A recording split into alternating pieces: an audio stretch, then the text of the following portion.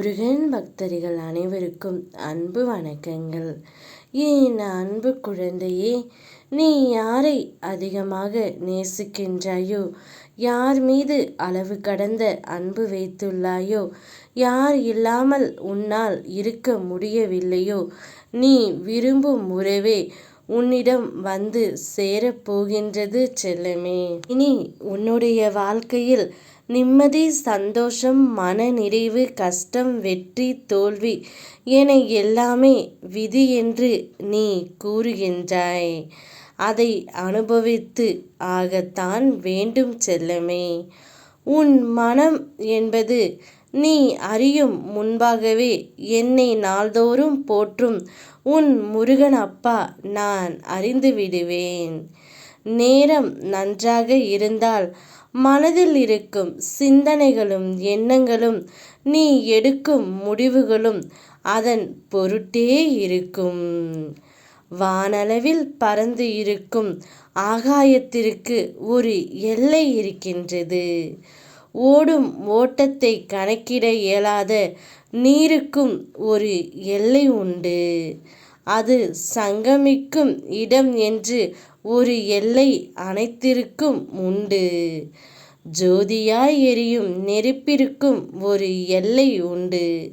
அதுவும் சங்கமிக்கும் இடம் சிவம் என்ற ஆத்மா. அலைபாயும் காற்று கண்ணில் தெரியாது, அதற்கும் ஒரு எல்லை உண்டு. புயல் என்ற ரூபத்தில் அதுவும் கடல் கடந்து போகும். வாயு என்ற ரூபத்தில் இருக்கும், அதற்கும் ஒரு எல்லை உண்டு கடந்து போக. ஐம்பெரும் பூச்ச பூதங்களுக்கே எல்லை என்ற அளவில் கடவுள் கொடுத்து உள்ளான் செல்லமே. இந்த அடிப்படையில் அமைந்ததே இயற்கை.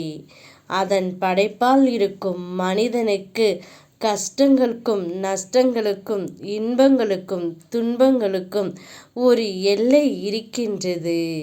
இப்பொழுது உனக்கு இன்பமயமான வாழ்க்கையைத்தான் நான் தரப்போகின்றேன். நீ விரும்பும் உறவே உன்னிடம் வந்து இப்பொழுதே பேசப் போகின்றது.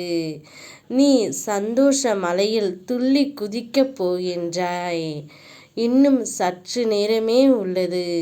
நீ எந்த உறவை அதிகமாக நேசித்து பாசம் வைத்து கொண்டிருந்தாயோ, அந்த உறவுக்காக ஏங்கி தவித்து கொண்டிருந்தாயோ, அந்த உறவே இப்பொழுது உன்னிடம் பேசப் போகின்றது தங்கமே.